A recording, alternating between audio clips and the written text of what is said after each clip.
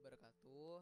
Halo Anda semua, selamat pagi, selamat bertemu dengan Bapak kembali pada pembelajaran ilmu pengetahuan sosial. Pada hari ini kita akan masuk pada materi perubahan sosial budaya dan globalisasi. Sebelum itu, Bapak ingin bertanya, apa kabar Anda semua? Apakah sehat hari ini? Alhamdulillah sehat. Oke, sebelum kita masuk pada materi kita kali ini Ananda, kita berdoa terlebih dahulu untuk mendapatkan kelancaran dan keberkahan pada pembelajaran hari ini. Oke, berdoa dipersilahkan.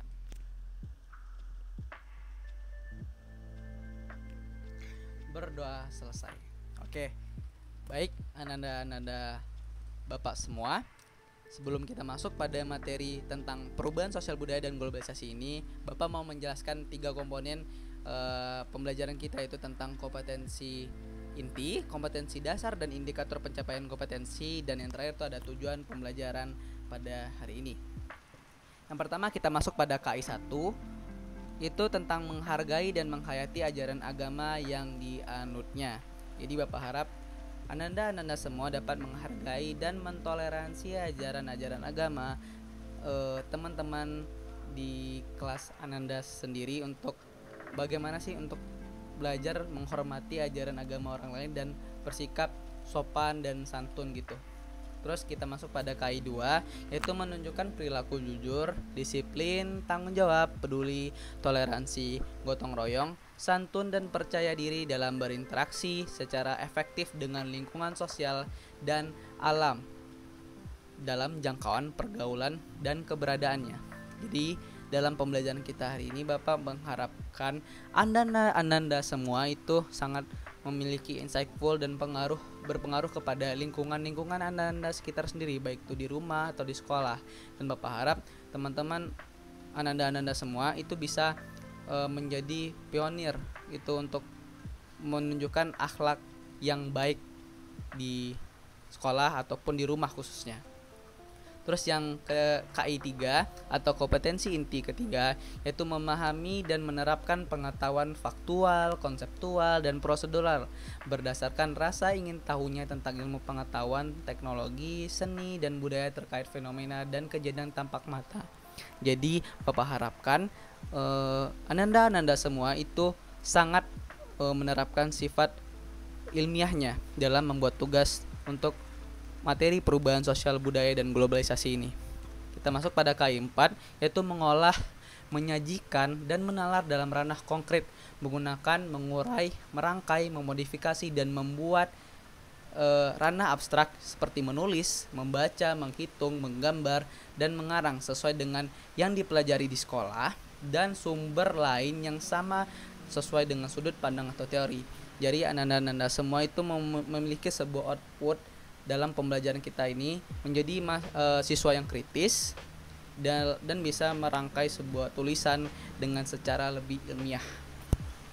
Oke, kita masuk pada kompetensi dasar dan indikator pencapaian kompetensi. Yang pertama ada kompetensi dasar 3.2, yaitu menganalisis perubahan kehidupan sosial budaya bangsa Indonesia dalam menghadapi arus globalisasi untuk memperkokoh kehidupan kebangsaan. Jadi Bapak harapkan Ananda semua itu bisa menjadi siswa yang tahu tentang sebuah fakta bahwasanya globalisasi itu berpengaruh besar terhadap masyarakat Indonesia itu sendiri. Terus indikator pencapaian kompetensinya itu ada 3.2.1, menjelaskan konsep tentang perubahan sosial budaya. Selanjutnya ada 3.2.2, menganalisis bentuk perubahan sosial budaya. Terus 3.2.3, mengklasifikasi faktor pendorong dan penghambat perubahan sosial bangsa Indonesia.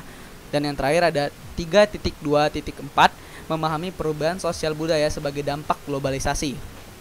Selanjutnya ada kompetensi dasar 4.2, menyajikan hasil analisis tentang perubahan kehidupan sosial budaya bangsa Indonesia dalam menghadapi arus globalisasi untuk memperkokoh kehidupan kebangsaan.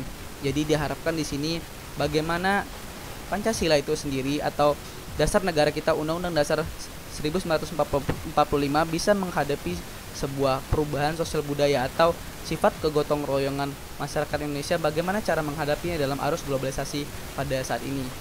Terus pada untuk indikator pencapaian kompetensinya 4.2.1 menyajikan hasil analisis tentang perubahan kehidupan sosial budaya dalam bentuk soft copy PDF dan video pembelajaran.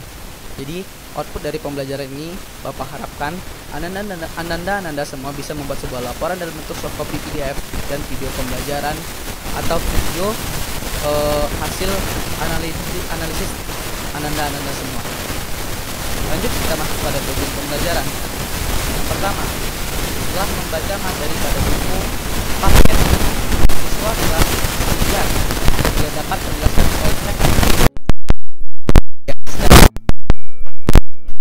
Selanjutnya, yang nomor 2, melalui tayangan video dari YouTube tentang perubahan sosial budaya, siswa kelas 9 dapat menganalisis 2 bentuk perubahan sosial budaya di dan bertanggung jawab. Yang ketiga, melalui tayangan video dari YouTube tentang perubahan sosial budaya, menganalisis 2 faktor penyebab perubahan sosial budaya bangsa Indonesia dengan benar dan percaya diri. Yang keempat, melalui tayangan video dari YouTube tentang perubahan sosial budaya, siswa kelas 9 dapat mengklasifikasi faktor pendorong dan penghambat perubahan sosial budaya bangsa Indonesia dalam bidang pendidikan dengan benar dan bertanggung jawab. Ya, dan yang terakhir yang kelima, itu melalui tayangan video dari YouTube tentang perubahan sosial budaya, siswa kelas 9 dapat memahami perubahan sosial sebagai dampak globalisasi dengan benar dan percaya diri. Jadi di sini ada 2 sumber belajar kita, yaitu buku paket Ananda yang Ananda punya semua dan video YouTube yang Bapak posting di YouTube. Itu menjadi 2 sumber data sebagai sumber data yang valid untuk Ananda semua mempelajari materi kita, yaitu perubahan sosial budaya dan globalisasi. Oke, selanjutnya kita masuk pada konsep dari perubahan sosial budaya dan globalisasi. Jadi secara singkat, perubahan sosial dan globalisasi itu adalah 2 hal yang berbeda. Mari kita pisahkan terlebih dahulu. Secara definisi, perubahan sosial adalah bagian dari perubahan kebudayaan. Perubahan dalam kebudayaan mencakup kesenian, ilmu pengetahuan, teknologi, dan filsafat. Jadi, perubahan sosial ini bisa diibaratkan seperti sebuah mesin ketik dan laptop. Jadi, Ananda diberikan sebuah pemahaman gitu, bahwasanya terjadilah sebuah perubahan sosial gitu. Nah, dahulu di tahun 60-an ke bawah, masyarakat atau para akademisi itu masih menggunakan atau melakukan riset ya, menulis hasil riset yang menggunakan mesin ketik. Sekarang para akademisi, siswa, mahasiswa, dosen dan sejenisnya itu melakukan tulisan atau menulis hasil riset mereka itu dengan media yang bernama laptop. Dia tetap bisa mengetik tapi dengan media yang minim sekali akan yang namanya penggunaan kertas dan tinta, begitu. Jadi adanya perkembangan ilmu pengetahuan dan teknologi membuat terjadinya sebuah perubahan sosial. Lanjut kita masuk pada definisi dari globalisasi itu sendiri. Globalisasi adalah tersebar luasnya pengaruh ilmu pengetahuan dan kebudayaan yang ada di setiap penjuru negara atau penjuru dunia yang lain. Jadi masuknya sebuah paham-paham atau konsep dari ideologi negara ini ke negara lain itu termasuk sebuah konsep dari globalisasi.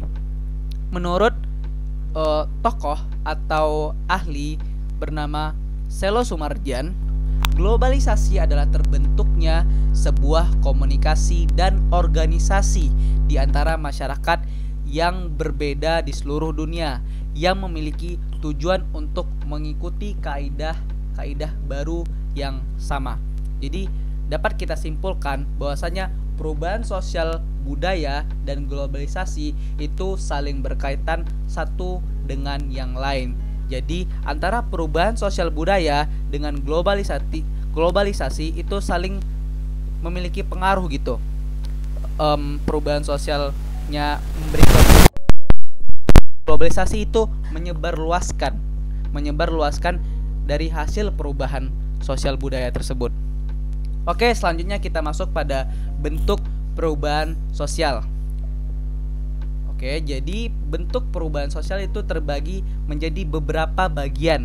Yang pertama itu ada perubahan sosial lambat atau evolusi dan perubahan sosial cepat atau revolusi. Nah, Apa sih evolusi itu? Jadi evolusi adalah perubahan sosial yang memerlukan waktu lama dan diikuti oleh rentetan perubahan kecil yang terjadi secara lambat atau sangat lama. Sedangkan revolusi adalah perubahan sosial yang berlangsung dalam waktu yang cepat dan hal-hal mendasar dalam masyarakat ikut mengalami perubahan.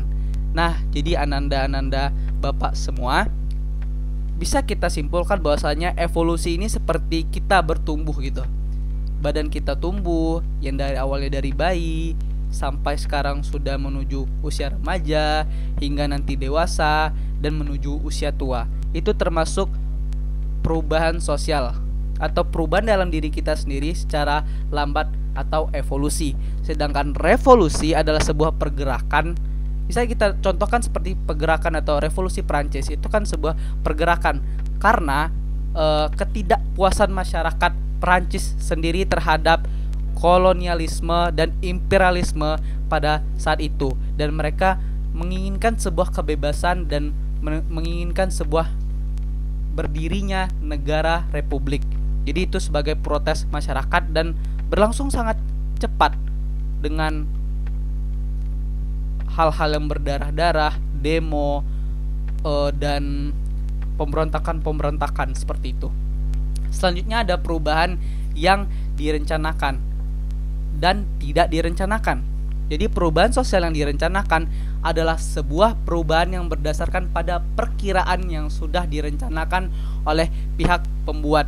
Jadi kita nih sebagai aktornya gitu, itu sudah merencanakan sebuah perubahan kecenderungan tidak atau ditentang oleh masyarakat. Perubahan biasanya kita bentukkan geng-geng panggung kan tidak direncanakan. Tidak ada masyarakat yang menggunakan anak pang, tidak direncanakan dan kecenderung ditentang oleh masyarakat kebanyakan. Karena masyarakat akan mencoba dan tidak direncanakan. Oke, next kita masuk pada perubahan kecil dan perubahan besar. Jadi perubahan kecil adalah sebuah perubahan sosial budaya yang tidak memiliki pengaruh yang begitu berarti. Sedangkan perubahan besar merupakan sebuah perubahan sosial yang terjadi apabila menyangkut struktur-struktur sosial yang sangat kompleks dan besar di dalamnya. Jadi perubahan kecil itu bisa kita lihat dari lingkup keluarga kita sendiri gitu. Apa yang kita alami dalam kehidupan sehari-hari itu merupakan sebuah contoh dari perubahan kecil. Sedangkan perubahan yang cakupnya besar itu bisa kita contohkan seperti kejadian tahun 1998. Sebuah reformasi itu sebuah perubahan yang sangat besar. Sebuah tatanan politik yang awalnya sangat berkuasa, yaitu presiden kedua kita Bapak Soeharto, digulingkan oleh masyarakat dan para aktivis-aktivis mahasiswa pada saat itu, dan sehingga ya dia mencakup struktur-struktur sosial yang sangat kompleks dan besar. Terjadi kerusuhan, demo, aksi rasisme yang berkaitan dengan SARA, itu udah kental banget pada saat itu. Oke, selanjutnya kita masuk pada faktor perubahan sosial. Yang pertama, adanya penemuan baru. Jadi entah disadari oleh masyarakat atau tidak, penumpukan sebuah kebudayaan baru akan terjadi. Hal ini disebabkan karena terjadinya penemuan baru yang ada di masyarakat. Jadi penemuan baru itu bisa dikategorikan sebagai perubahan sosial. Lanjut, yang kedua ada pengaruh jumlah penduduk. Seperti yang kita tahu bahwasanya Indonesia merupakan salah satu negara dengan jumlah penduduk yang amat besar. Nah, faktor perubahan jumlah penduduk inilah yang menjadi salah satu faktor perubahan sosial budaya. Pasalnya, pengaruh perubahan jumlah penduduk dapat mempengaruhi struktur di masyarakat. Nah, yang ketiga, lanjut kita masuk kepada munculnya konflik. dalam hidup bersosial atau berinteraksi sosial sudah sangat wajar jika menemukan sebuah konflik atau pertentangan di masyarakat. Umumnya konflik muncul karena disebabkan adanya kemajemukan yang melahirkan berbagai karakter dan sifat. Jadi bisa kita kaitkan nih, banyak masyarakat Indonesia yang majemuk dari Aceh, dari Sabang sampai Merauke, itu bisa menimbulkan sebuah konflik karena mereka dari latar belakang atau background yang berbeda-beda. Nah, kita lanjut lagi, sehingga timbullah sebuah pertentangan satu dengan yang lain. Lahirnya konflik atau pertentangan inilah yang mendorong sebagian orang mencari problem solving atau masalah yang terjadi. Dengan kata lain, kehadiran konflik satu sisi mendorong untuk melakukan kreativitas dan mendorong seseorang untuk menciptakan alternatif pemenuhan sumber kebutuhan. Selanjutnya kita masuk pada nomor 4, yaitu terjadinya revolusi. Faktor penyebab perubahan sosial budaya yang lain adalah karena terjadinya pemberontakan atau revolusi. Nah, untuk kasus ini umumnya terjadi dari luar masyarakat. Revolusi terbentuk dari luar lingkungan alam fisik sekitar masyarakat, misalnya atau terjadinya perang. Dan sudah saya sebutkan sebelumnya bahwasanya revolusi Prancis merupakan sebuah pergerakan yang sangat cepat. Jadi ya bisa dikatakan dia memiliki pengaruh yang sangat besar gitu. Oke, nomor 5, keterbukaan pada lapisan masyarakat. Faktor penyebab kenapa terjadinya perubahan sosial budaya disebabkan karena keterbukaan lapisan masyarakat terhadap perubahan baru. Jadi masyarakat sangat menerima perubahan baru, sangat menerima yang namanya akulturasi. Memang tipe masyarakat seperti ini memberikan dua pengaruh, yaitu keterbukaan dan open minded terhadap hal-hal baru. Terjadinya update gitu. Dia nggak kudet, dia nggak mono, dia nggak menjadi orang yang konvensional. Satu sisi, jika lapisan masyarakat tidak memiliki dasar nasionalisme yang tinggi, warisan leluhur dan budaya yang memiliki filosofi yang tinggi akan ditinggalkan dan terkikis gitu. Jadi terlalu terbuka juga tidak baik begitu. Oke, kita masuk pada nomor 6, motivasi berprestasi. Terjadinya perubahan sosial budaya bisa juga disebabkan karena lapisan masyarakat memiliki motivasi berprestasi atau motivasi untuk lebih maju, untuk mencapai sebuahnya perubahan yang lebih besar.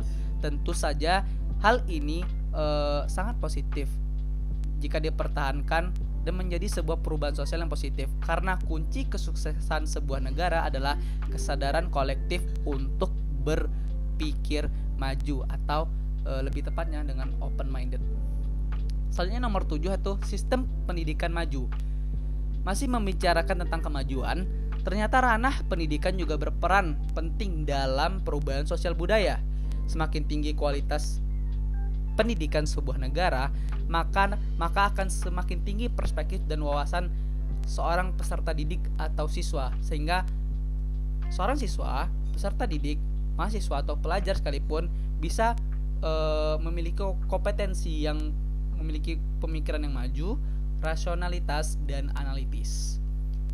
Selanjutnya kita masuk pada nomor 8, yaitu akulturasi. Penyebab terjadinya perubahan sosial budaya yang sering kita rasakan adalah akulturasi. Benar kan Ananda?